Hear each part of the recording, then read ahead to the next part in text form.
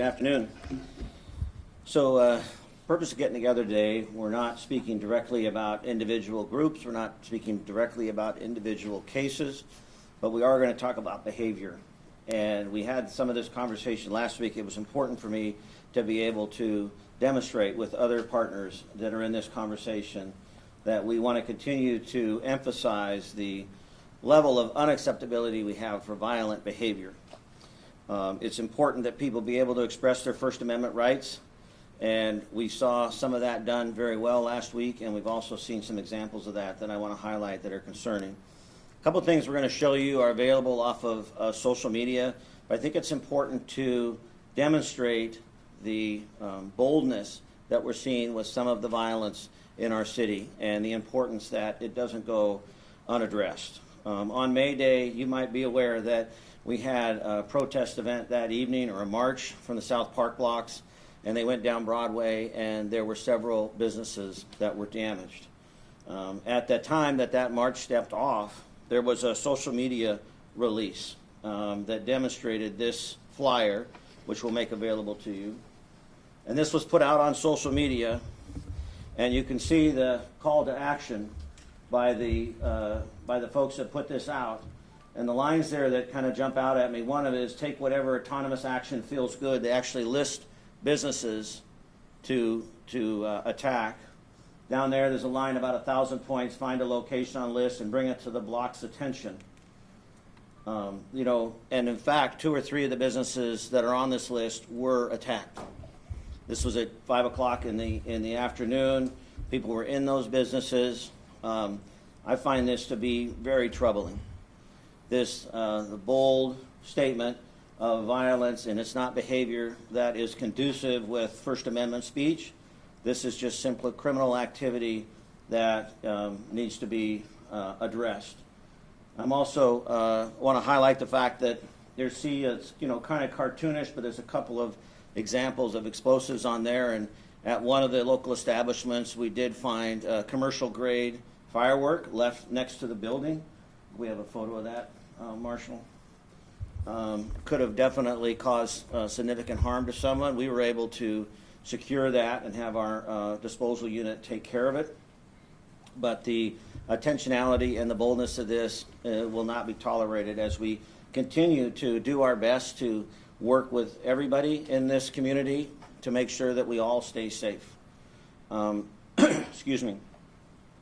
That evening, we also had the fires at the training division, as we already covered last week. But disturbingly, we had another claim on social media taking responsibility. And I don't know, I can't say to you at this moment who's responsible for what. As I said, we're not going to get into the nuts and bolts of the investigations. But I want you to see this post on social media that taking credit for this action. And particularly disappointing is the call to action in the bullet points at the bottom. Marshall, if you could go to the one that's just got the post. Down there, if you read down at the bottom there where it says number 4 in particular says, fight, defend your camps. If the frat bros come, smash their frat house windows. If the Zionist settlers come, throw fireworks at them. If the cops come, don't just resist arrest, fight them. They will hate you and beat you if you're peaceful or violent, and it is time to be violent. And ladies and gentlemen, that should concern all of us, this type of messaging. And it really is a matter of behavior. It is a matter of expectations. I'm grateful for the support we had last week with a number of partners. We worked closely with the Oregon State Police, with Portland State University Police Department, and we had a lot of peaceful demonstrations last week. So nothing to be said today is to convey this cloud or for me to say that every protest or every march or every demonstration falls into these categories. But I did want to highlight the significance of some of these statements and some of these challenges that we're facing, and also highlight some of the things that PPB is doing to address them. Obviously, there's a series of ongoing investigations. We're working closely with all available resources and all available partners to be able to bring some of these cases to resolution. We're also adjusting our response in our operations branch, making sure that we're as available and as agile as possible. As we see various events pop up across the city, we want to be more responsive, more engaged, have a stronger police presence as we go forward. during this time of year as we lead up into the election cycle. We're also trained and have dialogue officers available that we desperately want to be able to reach out to our activist community, to anybody who wants to engage in First Amendment, and we are happy to liaison with them and be available to coordinate these events so they can be done safely for everyone, for all of the community. You're aware that we're reinstating our rapid response team. Training is beginning this month. We hope to have those resources back online in a short period of time, as well as the rollout of body-worn cameras this summer is going to also be able to help capture information to maybe provide safer resolutions. And then our ongoing partnerships with the county, with the state, with our federal partners, with our community liaisons, all with the intent to minimize harm, all with the intent to try and make sure that people can, once again, express their First Amendment rights, but do so in a way that's safe for everyone. I want to close just briefly with a quote from Eric Hoffer's book, True Believer. He says, "Hatred is the most accessible and comprehensible of all the unifying agents. Mass movements can rise and spread without belief in God, but never without a belief in a devil." I believe that these social media posts and some of these actions we're seeing around anger and hatred are crippling our city. And we need to have a conversation about how to heal. Certainly there's plenty of injustice. Certainly there are things to be angry about. I understand that. But we cannot tolerate the level of violence, vandalism, and personal attacks that we're seeing on individuals at the same time that we're trying to facilitate our First Amendment rights of free speech that we hold so dearly. I just wanted to take a minute and thank the folks behind me, Special Agent in Charge Doug Olson, U.S. Attorney Natalie Wright, the mayor's support, and of course our fellow law enforcement partners in the Oregon State Police. And I'll turn it over to Special Agent in Charge. Thank you. Thanks, Chief. Good afternoon. As you know, the FBI works shoulder to shoulder with our law enforcement partners to keep our communities and neighborhoods safe. Over the last few days, as the Chief mentioned, the city has seen a concerning uptick in violence, people breaking windows and other destructive activity. This kind of destructive behavior not only puts a strain on law enforcement, but it creates life safety issues for the communities and neighborhoods that we serve. Let me be clear, the FBI respects and supports the rights of individuals to peacefully exercise their First Amendment rights, but there is no tolerance when instigators exploit legitimate peaceful protests and violate federal law through violence or other criminal activity. The FBI's model is to work together with our state and local enforcement partners to maximize impact in the communities, and that's what we're doing here today. The FBI will support our local partners as needed to keep our communities safe. We ask the public, if you have witnessed unlawful violent actions, we urge you to contact your law enforcement. Thank you.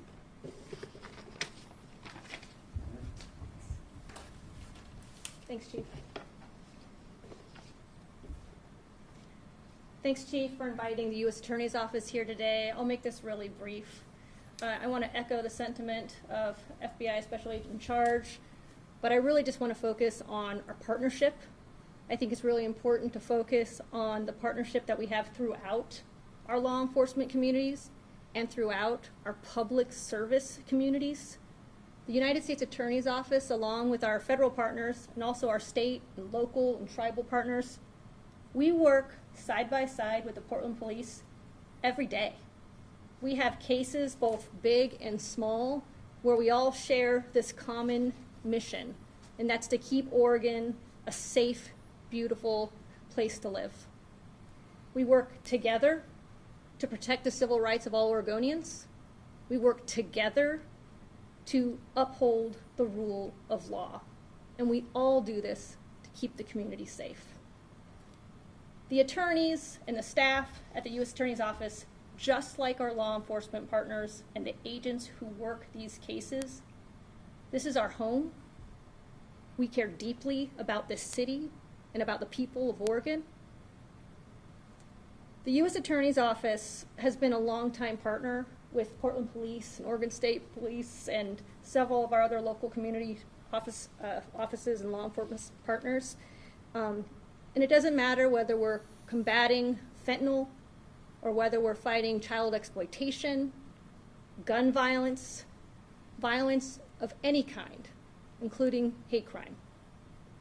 So today we wanted to say thank you to Chief Day for his longtime partnership and for your public service, and let them know that U.S. Attorney's Office will continue to support the Portland Police and the City of Portland in their daily mission to keep our city safe and to keep the people of Oregon safe. Thank you.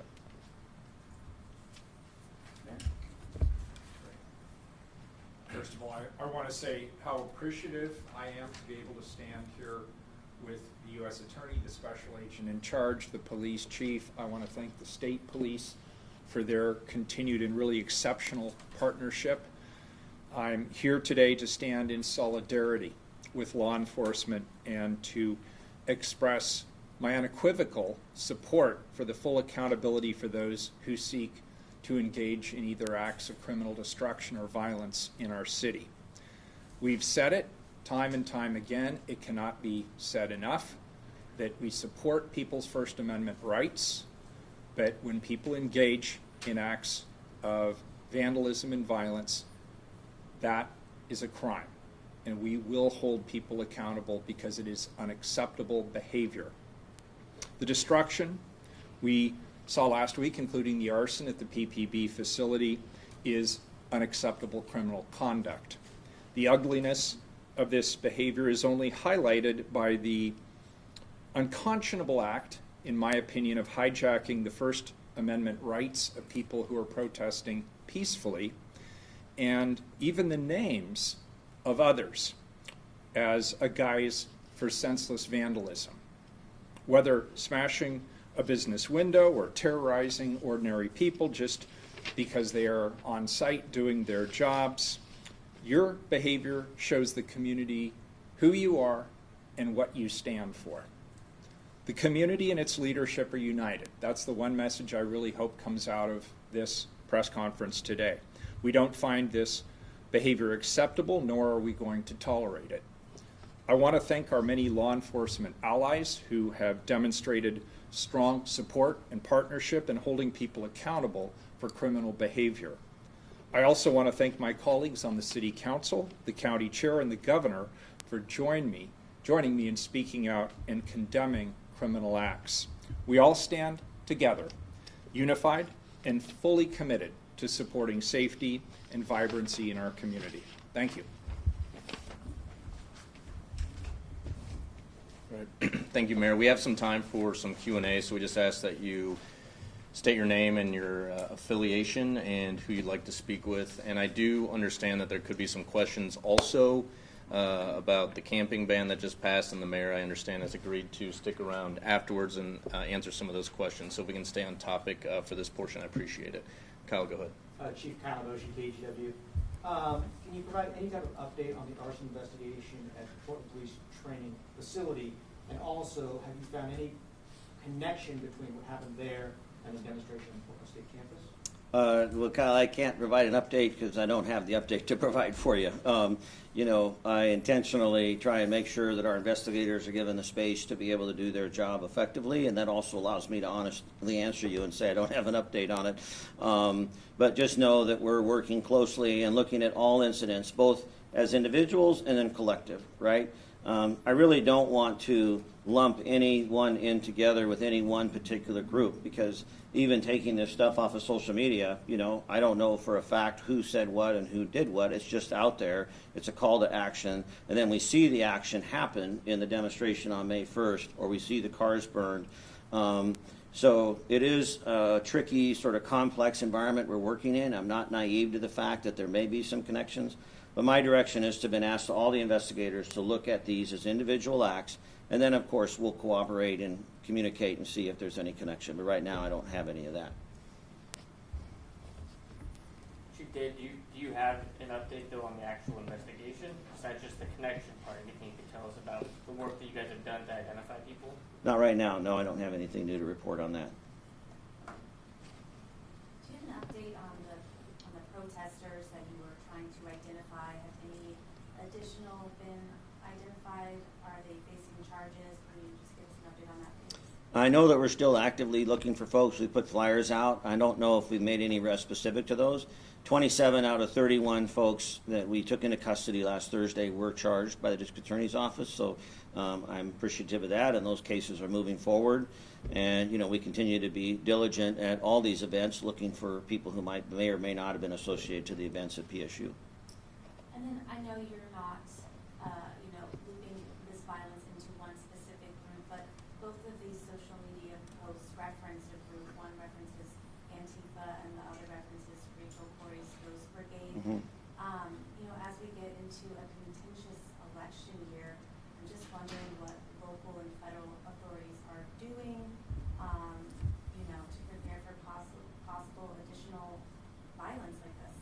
Right. So I can tell you that the Portland Police Bureau is working very intentionally with all of our law enforcement partners, both the ones that are standing behind me and those in the region.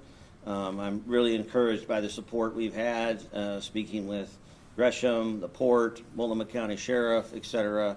And so, as I mentioned, then the other things that we're standing up in regards to our rapid response team and just our own mobility. I just want to stress to folks that we are really making an effort to evaluate our tactics, our approaches, staying within our policy, staying within the training and the guidelines expected of us. But we're gonna rely on everyone. This is gonna take all of us as a community, as well as the criminal justice system, to make sure we have a really safe election season. Chief Fedor Zartan with the Oregonian. So just to make sure I understand, so essentially the Bureau has established that there is a pattern or a potential pattern based on those two calls for, well, the one call for action and then the one description of a preemptive call for action. Is that right? I would not call that a pattern. I don't want to suggest it's a pattern. Once again, I think they're individual events. But what caught my attention, and the reason that I'm highlighting this, is because of the direct nature of it associated with the violent acts that we saw, right? That flyer comes out on May Day and it lists those businesses. That's one thing. But then when, you turn around and businesses that were on the flyer were actually attacked, and there is that commercial grade firework left next to the building. People are in those buildings. I mean, that was 5 o'clock in the afternoon. People were in that Starbucks, et cetera.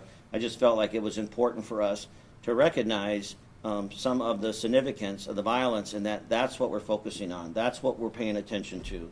We want people, and the mayor has said this I don't know how many times, we want people to be able to express their First Amendment rights, to be able to march, protest, demonstrate. There's a lot of great reasons to do that, but we cannot have that kind of behavior that we saw demonstrated last week. Can you elaborate though on how the foundation for the assertion that this is something new, right? That this is a new development in the city, and as you said, it's like Right. crippling the city. I think. Right. Well, for the last several years, we've had a series of protests and demonstrations post 2021 that once again sort of went off without a hitch. People gathered, people expressed their views, but we have seen an uptick in the last few weeks of some of those messages being co-opted or being stolen by bad actors. I would encourage those that want to organize events, and we have a lot of passionate people in our community that organize these type of events. They can reach out to us. We can help give them guidance and direction to some tools or some ideas or some thoughts about how not to let their message get lost with people who are intent on violent behavior. So we have a long election season ahead of us. There's obviously going to be a lot of energy around it, and I'm hopeful that we can really demonstrate to the country that Portland knows how to do this and do this right. Heather Roberts with the Oregon Radio News Network. The incident at PSU, not unique to Oregon. We saw similar campus takeovers across the country. How much coordination is happening locally with partners in other states to try and see if the other violent acts that you described, the arsons, the marches, if there's any connection with groups elsewhere? Yeah, so there's obviously a lot of communication going on among police departments across the country. I'm a member of the Major City Chiefs Association as well as the Police Executive Research Forum, both large national organizations that are putting information out and soliciting input from others. I will say I do want to take a moment and be proud of the fact that I do think last week was a little bit unique. We had the president of Portland State, the district attorney, the mayor, and I standing here for a live press conference at 11 o'clock on Monday night, really showing a unified approach to this. And you haven't seen that around the country, at least I haven't. Maybe that's happening in other places. But the message, and I want to echo one of the mayor's comments, I mean, we are, as a leadership in the state and in the city and in the county, both in law enforcement and in the electeds, really passionate about wanting to make sure that we can have a safe community. And I'm grateful for that support. I feel that. And I'm messaging that to my peers across the country and throughout the Northwest, that I think that's a strategy that can be very effective. And I think it showed last week with the reduced amount of violence that we did have when we ended up taking action, and the success that we're having bring that to a safe resolution. Chief, I was just wondering on a chronology question, at 11 p.m. when you had your press conference that Monday, roughly what time do you think that the takeover of the library occurred?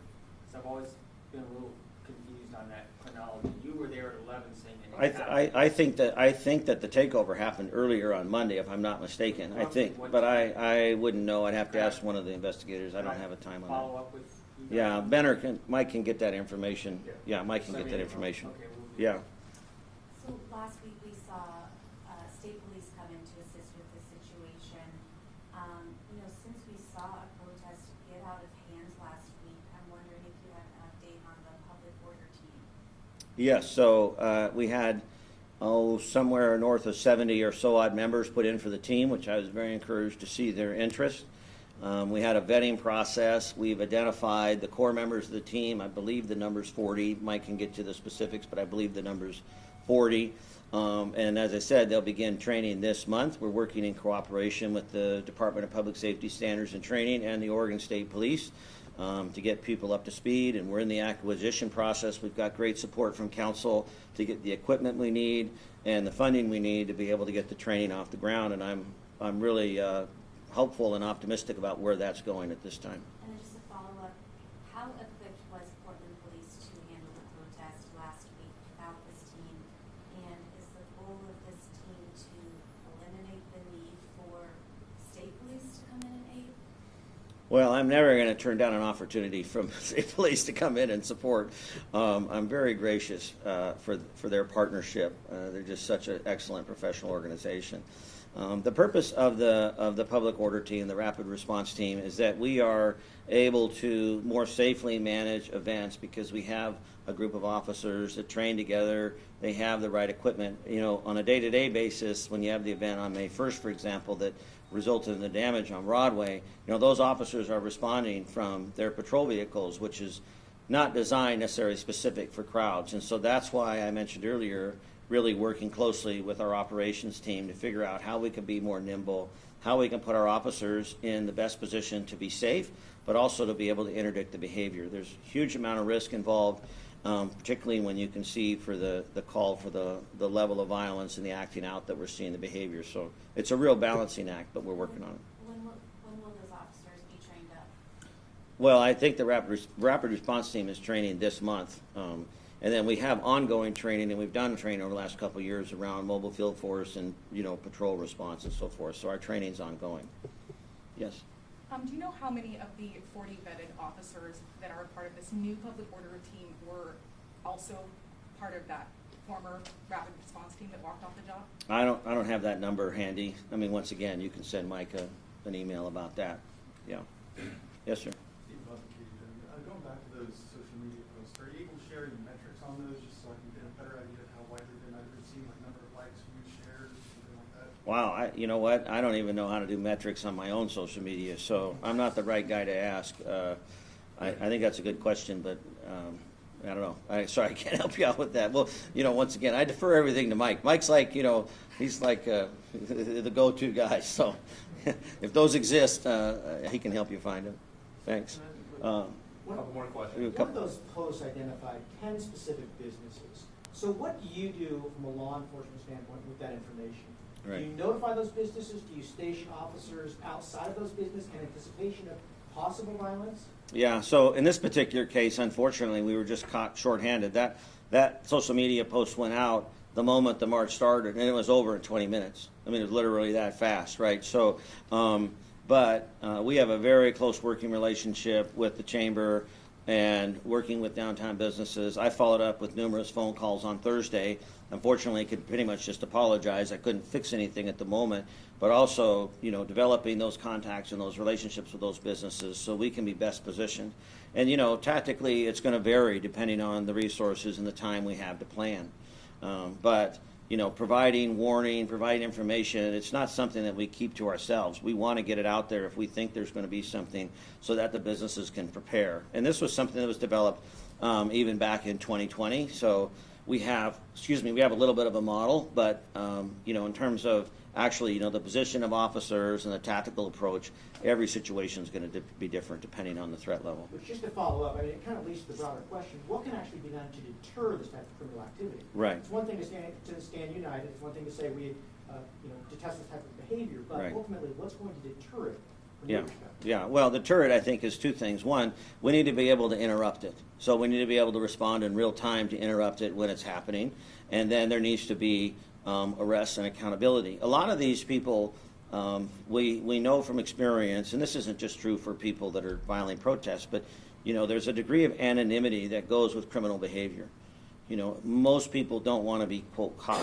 And so if we can have a more robust response and take people into custody and then, use that tool as a way to leverage more information, learn about other people. Once we get people into custody, we can identify them. We see them here, we can see them here, we can follow up, get them on probation. Those kind of things work in this arena because they lose that anonymity. So, that's really the goal. The other part of it, though, I think, is around, collaborating with our business partners and, as a society, as a community, continuing to say, hey, we're not going to stand for this. This is not Portland. This doesn't represent who we are.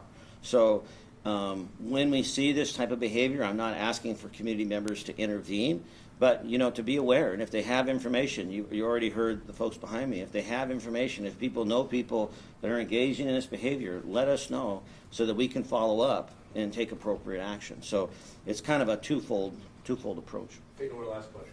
So a question for the special agent in charge.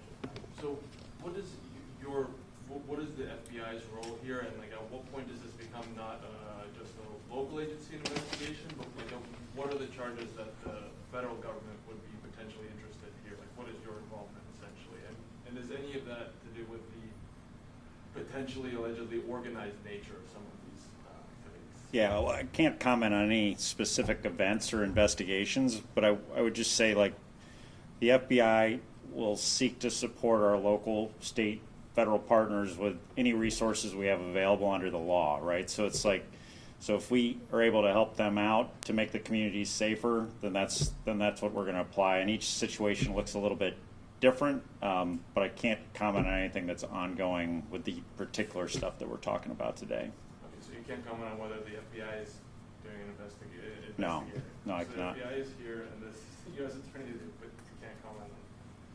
Well, I invited him. I literally invited him simply because, I wanted to be able to communicate. Sorry, guys, but I literally invited him because simply last week. We are in this together, folks, and we are trying to demonstrate that on our end, both an openness and a willingness to work with community, to support community, but also sending a message, across the board that all resources are being brought to bear to make sure that we have a safe election season. Yeah, and I would just add, obviously, we're aware of everything that happened during the last week, and we've been in constant communication with our partners. But when you start talking about specific cases, that brings up issues. So, thank you. Sorry. All right, thank you. I do want to circle back to the fires for a moment. I understand that there could be frustration on your part that we're not up here sharing information, but it would be incredibly irresponsible to do so, and it would jeopardize this investigation. My team connected with the lead detective a short time ago, right before this press event, and this is an active, very active investigation. We are following up on every lead, but we are also asking for the community's help.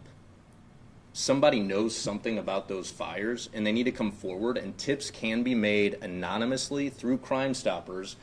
And I think everyone in this room is familiar with Crime Stoppers. There's a $2,500 reward available to anyone who provides the information that leads to an arrest and a conviction. But rest assured that this is a very open and active investigation, and we are following up on leads. Thank you for being here. The mayor will stick around for a few minutes to address any camping ban questions you have. Appreciate you. Thank you.